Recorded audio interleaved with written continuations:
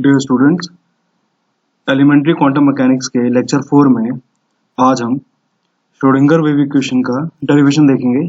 Schrodinger wave equation की derivation start करने से पहले हम एक बार जरा प्रीवियस लेक्चर्स में जो हमने देखा था उसमें जो जनरल कंसेप्ट था उसको एक बार रिवाइज कर लेते हैं। क्वांटम मैकेनिक्स के प्रीवियस लेक्चर में हमने प्लैंक क्वांटम थ्योरी को पढ़ा था और उसमें हमने जाना था कि जो इलेक्ट्रोमैग्नेटिक रेडिएशन होती है उसमें वेव नेचर के साथ साथ पार्टिकल नेचर भी होता है।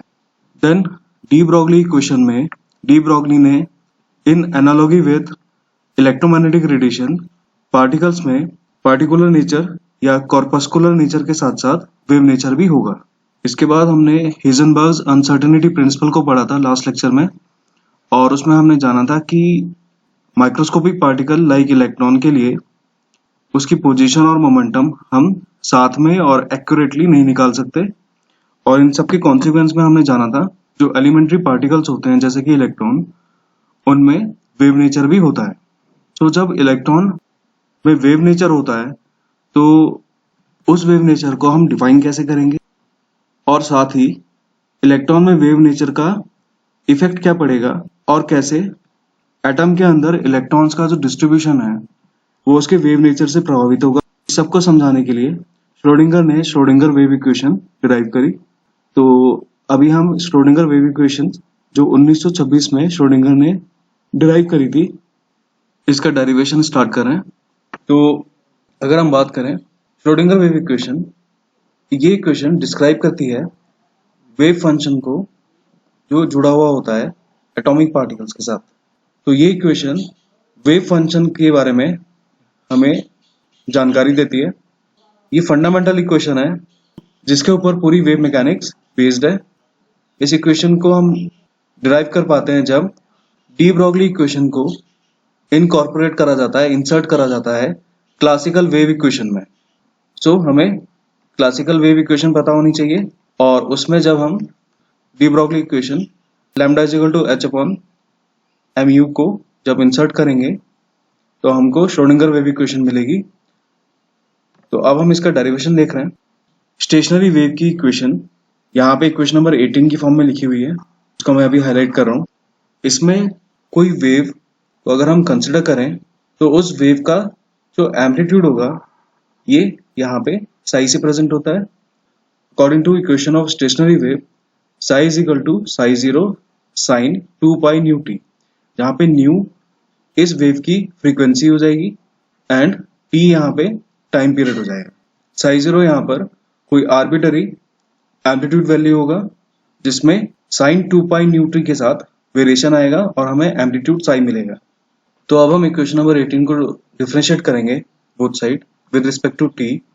तो हमको इस तरह से इक्वेशन मिल जाएगी। हम यहाँ देख रहे हैं जो ये लेफ्ट हैंड साइड को अगर देखें तो यहाँ पे हमने टी के रिस्पेक्ट में डिफरेंशिएट करा है, पार्शियल डिफरेंशिएशन का साइन यूज करें क्योंकि यहाँ पे और भी वेरिएबल है। तो जब यहाँ पर हम डिफरेंशिएट करेंगे डी बाई डेल टी से, सो साई 0 क्योंकि एक कांस्टेंट है ये इस डिफरेंशिएशन के बाहर आ जाएगा और हम लोगों को पता है कि जो साइन थीटा होता है इसका अगर हम डिफरेंशिएशन की बात करें डी बाई डी थीटा तो ये कॉस थीटा होता है। और अगर यहाँ पर कोई कांस्टेंट होगा थीटा के साथ से हम ऐसे लिख लें D by D theta sine से ए कांस्टेंट ले लेते हैं हम और थीटा यहाँ पर एंगल है। सो जब हम इसका डिफरेंशिएशन करेंगे तो ये आ जाएगा ए कॉस थीटा। तो इसी कंसेप्ट को हमने यूज करा है। यहाँ पे अभी थीटा 2 पाई न्यू टी है और 2 पाई न्यू यहाँ पर जो है ये कांस्टेंट है, तो ये कांस्टेंट टर्म बाहर आ जाएगा और साइन जो होगा वो कोसाइन में कन्वर्ट हो जाएगा और इस तरह से हमको नेक्स्ट इक्वेशन जो है ये मिल जाएगी। ये हम यहाँ पे देख रहे हैं। सो डिफरेंशिएट करने के बाद हमें मिला है del psi by del t is equal to 2 pi nu psi 0 cos 2 pi nu t. अब हम इस इक्वेशन को दोबारा से डिफरेंशिएट कर रहे हैं विद रिस्पेक्ट टू टाइम। हमने पहले साई में टाइम के साथ वेरिएशन देखा है, तो जब हम दोबारा डिफरेंशिएट कर रहे हैं यहाँ पर तो ऑब्वियसली लेफ्ट हैंड साइड में डेल स्क्वायर हो जाएगा क्योंकि एक बार del psi by del T है ही ऑलरेडी। तो इसको दोबारा से अगर हम डिफरेंशिएट करेंगे इस तरह से तो यहाँ पे डेल स्क्वायर हो जाएगा और डेल टी दो टर्म्स आ रही है यहाँ पे डिनोमिनेटर में, तो डेल टी स्क्वायर हो जाएगा यहाँ पे। देन 2 पाई न्यू जो था ये टर्म ऐसे की ऐसी रहेगी अभी, साई जीरो भी कांस्टेंट था वो भी बाहर रहेगा, और जो ये कोसाइन था अब ये साइन में कन्वर्ट हो जाएगा। हम जानते हैं कि d by d x of cos x this is minus sine x, और जब हमने यहाँ पे डिफ्रेंशिएट करा तो कॉस की जगह यहाँ पे हमें साइन टर्म मिल जाएगी। और जिस तरह से हमने पहले देखा था अभी कि जो कांस्टेंट पार्ट रहेगा एंगल में वो बाहर आएगा, तो यहाँ पे बाहर आ जाएगा, तो ये माइनस साइन आ गया, कॉस के साथ जो डिफरेंशिएट करने के बाद माइनस साइन आ रहा है ये हमने यहाँ लिखा है, और जो कांस्टेंट टर्म था यहाँ पर ये बाहर आ गया इस तरह से। फिर अगर हम आगे सॉल्व करें इसमें तो 2 पाई न्यू इस ब्रैकेट के बाहर भी है और अंदर भी है, तो यहाँ पे 2 पाई न्यू का स्क्वायर हो जाएगा, और सिंप्लीफाई करके हमको इस तरह से इक्वेशन मिल जाएगी। यहाँ पे हमें मिला है del square psi upon del t square is equal to minus 4 pi square nu square psi zero sine 2 pi nu T.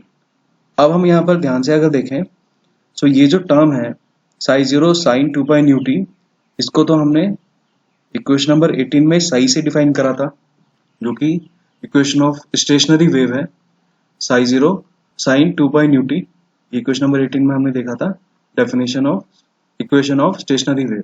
सो यहाँ पे अब हम psi zero sine 2 pi nu T की जगह हम पुट कर दे रहे हैं साई, और हमें एक और इक्वेशन मिल जा रही है यहाँ पे इक्वेशन नंबर 19। सो अभी हमने सबसे पहले इक्वेशन ऑफ स्टेशनरी वेव को 2 बार डिफरेंशिएट करा है विद रिस्पेक्ट टू टाइम, और हमें यहाँ पे इक्वेशन नंबर 19 मिला है। अब हम यहाँ पर इस इक्वेशन में फ्रीक्वेंसी की जगह वेवलेंथ को इंसर्ट कर रहे हैं, तो हमें फ्रीक्वेंसी और वेवलेंथ के बीच का रिलेशन पता है, frequency into wavelength is equal to velocity of wave. So यहाँ पे फ्रीक्वेंसी की जो इक्वेशन है ये हो जाएगा frequency is equal to velocity upon wavelength, nu is equal to u upon lambda, और ये जो nu is equal to u upon lambda है इसको हम इक्वेशन नंबर 19 में न्यू की जगह पुट कर देंगे। तो जब हम ये इंसर्ट करेंगे तो हमें अब इस तरह से इक्वेशन मिल जाएगी, और उसको अगर हम सिंप्लीफाई कर लेंगे तो हमें इक्वेशन नंबर 20 मिल जाएगा, del square psi upon del t square is equal to minus 4 pi square u square psi upon lambda square, this is equation number 20। अब हम यहाँ पर डिफरेंशियल इक्वेशन देख रहे हैं वेव मोशन की। सो ये एक इक्वेशन है जो वेव का मोशन एक्सप्लेन करती है with respect to variation in different coordinates. अगर हम यहाँ पे इस इक्वेशन को देखें, सो लेफ्ट हैंड साइड में del square psi upon del t square लिखा है, यू यहाँ पे वेलोसिटी है वेव पैकेट की, and del invert del square जो ये टर्म लिखा है this is known as Laplacian operator. ये एक ऑपरेटर है, मैथमेटिकल ऑपरेटर है, और इसका नाम होता है लाप्लासियन ऑपरेटर। और अगर हम इस ऑपरेटर की वैल्यू देखें, so this is del square upon del X square plus del square upon del Y square plus del square upon del Z square. So ये जो टर्म है ये बता रहा है यहाँ पर कि साई को हमें डबल डिफरेंशिएशन करना है with respect to x y and z. अब हम यहाँ पर इक्वेशन 20 और इक्वेशन 21 को इक्वेट कर रहे हैं, क्योंकि अगर हम देखें यहाँ पे तो इनका जो लेफ्ट हैंड साइड है ये सेम है। हम यहाँ पर इक्वेट कर रहे हैं इक्वेशन नंबर 20 को 21 के साथ, तो हमें यहाँ पर इस तरह से इक्वेशन मिल जाती है, u square Laplacian operator psi is equal to minus 4 pi square u square psi upon lambda square. अब फर्दर हम यहाँ पर देखें तो बोथ साइड यू स्क्वायर है जो कि कट जाएगा यहाँ पे, और ये इक्वेशन और सिंप्लीफाई होकर के हमको इस तरह से मिल जाएगा, Laplacian operator psi is equal to minus 4 pi square psi upon lambda square. और अब हम यहाँ पर डी ब्रॉगली इक्वेशन को इंट्रोड्यूस करेंगे। डी ब्रॉगली इक्वेशन हम जानते हैं lambda is equal to h upon m u है होता है, तो इसकी वैल्यू को लैम्डा की वैल्यू को हम यहाँ पर पुट करेंगे तो हमें इस तरह से इक्वेशन मिल जाएगी, Laplacian operator psi is equal to minus 4 pi square m u square psi upon h square. अब हम यहाँ पर इस इक्वेशन को थोड़ा रीअरेंज कर लेते हैं। यहाँ पे ये इक्वालिटी के राइट हैंड साइड में माइनस साइन के साथ ये वाली टर्म है, तो हम इक्वालिटी के लेफ्ट हैंड साइड में ले जा लेते हैं और इसका साइन माइनस से प्लस हो जाएगा, तो इस तरह से हमें इक्वेशन नंबर 22 मिल जाएगा। अब हम पार्टिकल की टोटल एनर्जी को इंसर्ट कर रहे हैं यहाँ पर। पार्टिकल की टोटल एनर्जी को से अगर हम कैपिटल ई से प्रेजेंट करें और पोटेंशियल एनर्जी को वी से प्रेजेंट करें, देन ऑब्वियसली काइनेटिक एनर्जी दी जाएगी total energy minus potential energy. ऐसा इसलिए क्योंकि हम जानते हैं कि टोटल एनर्जी जो होती है it is equal to particle की kinetic energy plus potential energy. तो काइनेटिक एनर्जी यहाँ पे आराम से निकाल लेंगे हम by subtracting potential energy from total energy.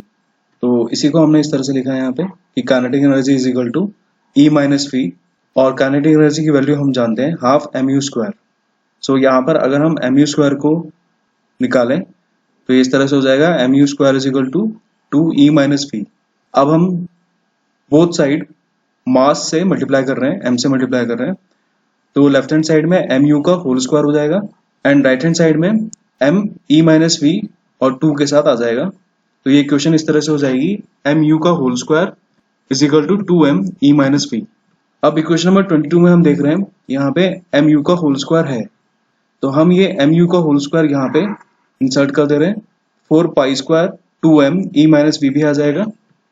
तो यहाँ पे हमें इक्वेशन नंबर 23 मिल जाएगी, जिसको हम सॉल्व कर रहे हैं क्योंकि यहाँ पे ब्रैकेट के अंदर 2 है और बाहर 4 है, तो 2 इंटू 4 8 हो जाएगा। यहाँ पर पाई स्क्वायर एच आ रहा है, मास आ जा रहा है M E minus V psi और upon H zero. So equation number 24 जो ये आ रहा है this is time independent Schrodinger wave equation. Time independent इसलिए क्योंकि यहाँ पर टाइम वेरिएबल नहीं है। अभी आगे चल के जब हम ऑपरेटर्स ऑब्जर्वेबल्स के बारे में पढ़ लेंगे तब हम time dependent Schrodinger wave equation का डेरिवेशन देखेंगे।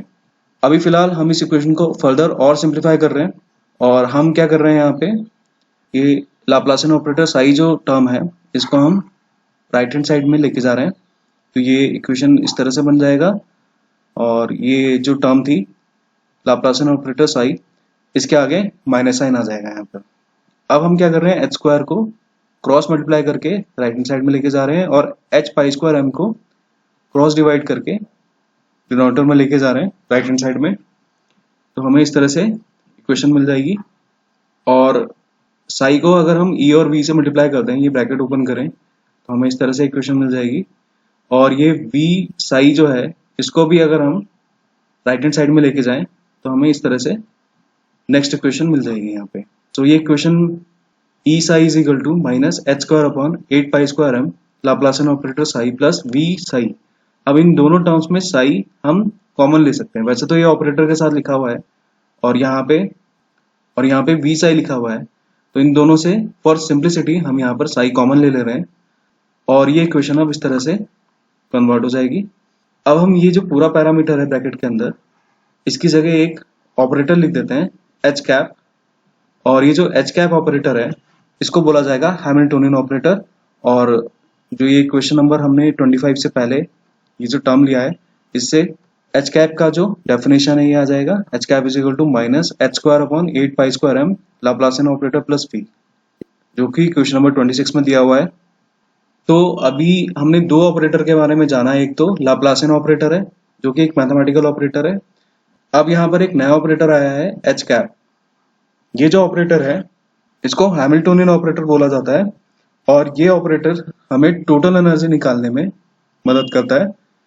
इक्वेशन नंबर 25 और इक्वेशन नंबर 24 ये दोनों ही क्या है time independent Schrodinger wave equation है। यानी जो हमने ये इक्वेशन नंबर 25 देखी है this is alternate form of Schrodinger wave equation, और हम यहाँ पर देख रहे हैं कि श्रोडिंगर वेव इक्वेशन की हेल्प से पार्टिकल में जो वेव नेचर है और पार्टिकल की जो एनर्जी है या दूसरी ऑब्जर्वेबल प्रॉपर्टीज जो होंगी वो आपस में कोरिलेट हो रही हैं।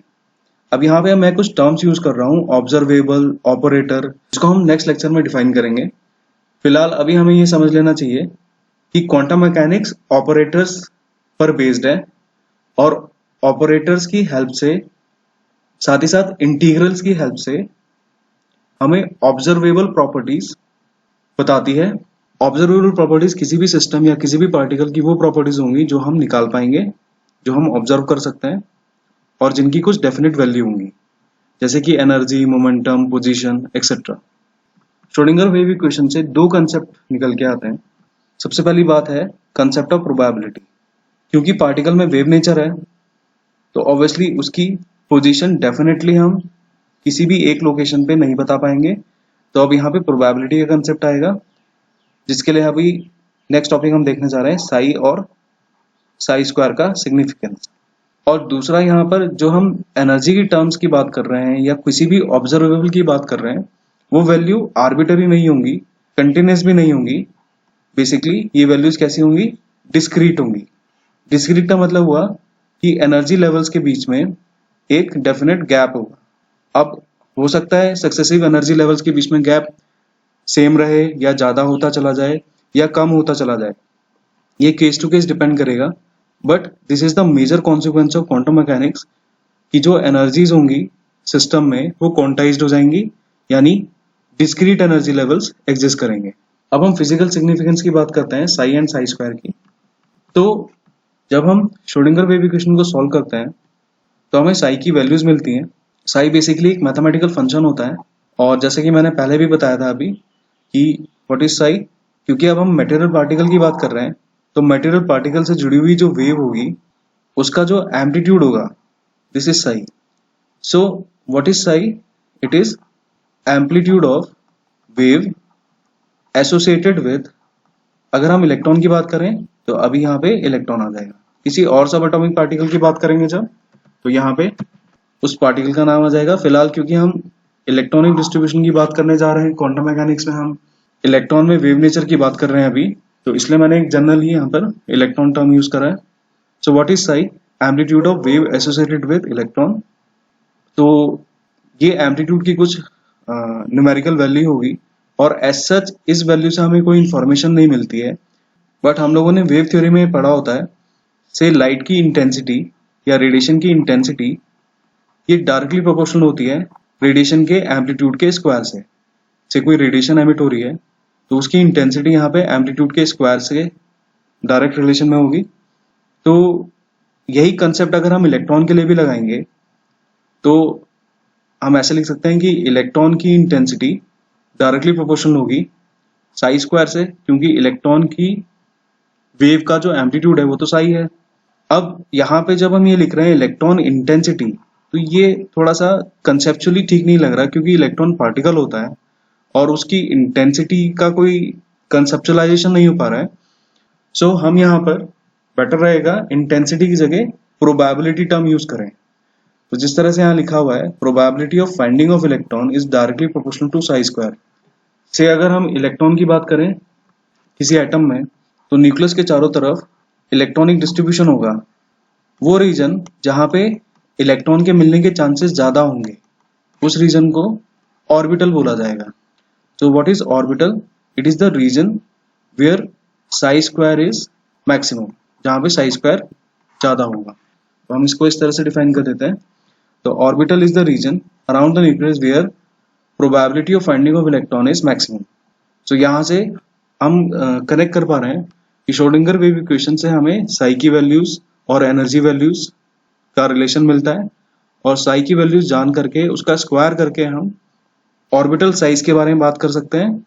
और आगे चल के हम देखेंगे कि ऑर्बिटल ओरिएंटेशन भी साई पे डिपेंड करेगा, क्योंकि यहाँ पे साई जो है वो कुछ पोलर एंगल्स पे भी डिपेंड करेगा। तो ये सब सारी टर्म्स जो है वो हम आगे चल के पढ़ेंगे।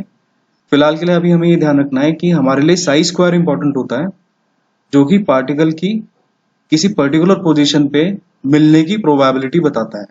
साथ ही साथ अगर कोई ऐसा रीजन है अराउंड द न्यूक्लियस जहाँ पे probability of finding of electron zero होगी, यानी साई स्क्वायर जीरो होगा, तो वो उस रीजन को हम नोडल रीजन बोलेंगे। हम लोगों ने पढ़ा होगा एटॉमिक स्ट्रक्चर में कि s ऑर्बिटल में नोड नहीं होता है, 1s ऑर्बिटल में नोड नहीं होता है, 2s ऑर्बिटल में एक स्फेरिकल नोड होता है। तो ये जो नोड्स का कंसेप्ट है ये भी यहाँ से आता है। ऑर्बिटल में अलग अलग पोजिशंस पे अलग अलग x y z के लिए अगर हम साई स्क्वायर देखेंगे तो वो रीजन जहाँ पे साई स्क्वायर जीरो होगा उसे नोडल रीजन बोला जाएगा, और जहाँ पे साई स्क्वायर ज्यादा होगा उस रीजन को ऑर्बिटल रीजन बोला जाएगा। तो प्रेजेंट लेक्चर में हमने श्रोडिंगर वेव इक्वेशन का डेरिवेशन देखा है। यहाँ पे कुछ नई टर्म्स आई हैं आपके लिए, operator, observables, probability, probability distribution, इन सारी टर्म्स को हम कमिंग लेक्चर्स में डिस्कस करेंगे। अभी इस लेक्चर में इतना ही। Thank you.